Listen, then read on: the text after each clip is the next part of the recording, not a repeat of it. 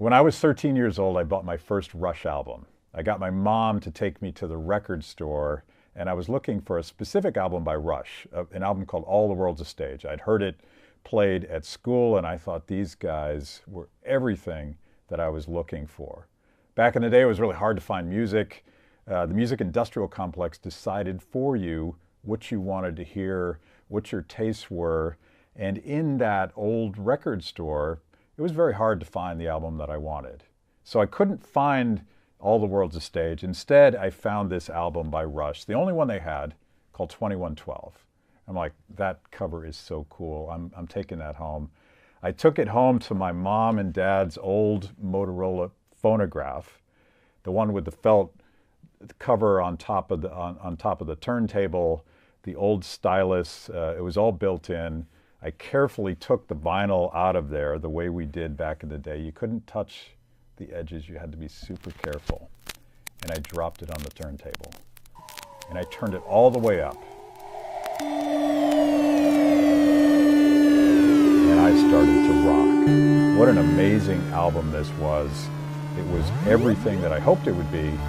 But of course, Mom showed up within minutes and said, "Turn that down." She was an angel in the sense that she put up with all of my BS. So I turned it down and I picked up the album again. Because back in the day, when you bought an album, you would read the liner notes. You can't do this anymore with digital music.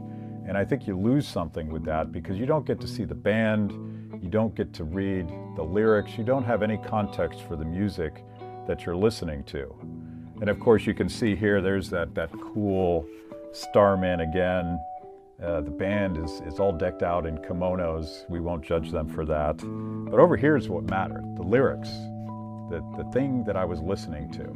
2112 itself is a story about a future place where there is a temple, and the priests of the temple have determined from the top down, in a very Orwellian way, that the things you read and the songs you sing. Everything is predetermined, everything is the same. Individualism, creativity, entrepreneurship are discouraged, and they want it that way so that everyone is happy and safe and the same. Well, the hero in this story discovers a guitar, and he learns that he can make music with this guitar. He takes it to the priest and say, "Check this thing out. This is the most beautiful thing. Imagine what it could do for the people." And they crush his guitar, and they crush his soul in the process. He actually ends up apparently committing suicide at the end of this song cycle. And I start to think about that, and it really resonated with me. But as I'm reading these lyrics, right at the top, 2112, lyrics by Neil Peart with acknowledgement to the genius of Ayn Rand. And I'm like, who's this dude? Who's this dude called Ayn Rand? I've never heard of this person, but it's an interesting name. It's in the back of my head. A couple weeks later, a couple months later, I don't remember anymore, I proceed to discover her book, Anthem. And I would later, once I devoured that book, I realized that this album and that song cycle was based specifically on what Ayn Rand had conceived of. I followed those breadcrumbs back in the day, the same way that I couldn't find the album that I wanted in the record store. I couldn't find the books I wanted in the bookstore either. There was no Amazon. You had to search really hard to find books after Anthem to discover what she was all about.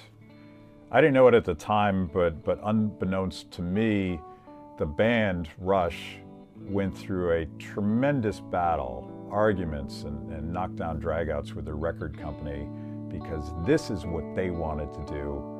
It is not what the record company wanted at all. They wanted something that would sell. They wanted something that fit their preconceived notion of what I wanted to hear, much like the priests at the temple had already decided for society what it was that they would listen to. When you listen to Neil Peart talk about the mindset that he was going through, he wasn't making a political statement. He wasn't looking to endorse Ayn Rand's objectivism in full. He was just raging against the machine. He had this whole world coming down on him, telling him, this is the kind of music you will make. And instead they did this. It was kind of an FU to the record company.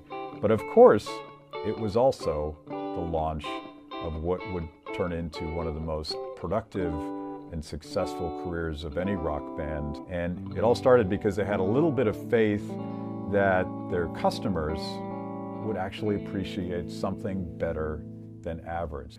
And this was my gateway to Ayn Rand. As it turns out, Ayn Rand also went through that same creative destruction process where publishers and critics and everybody that thought that they knew better told her every step of the way that what she was doing would not sell. She's actually a refugee of the Bolshevik Revolution, arrived in the United States almost penniless at the age of 21, and created herself from the bottom up. She had that same rage against the machine. She saw what the Bolsheviks did to her dad's small business, and she wasn't about to let that happen in the United States. So she wrote Anthem. She wrote Anthem, and it was just rage against this idea of collectivism. It was a celebration of what would happen if individuals chose for themselves. It was a theme that she would play over again and again and again as we got into the Fountainhead and Atlas Shrugged. And it all started with her willingness to buck the system and stand for herself. It started my journey to where I am today and what I do for a living.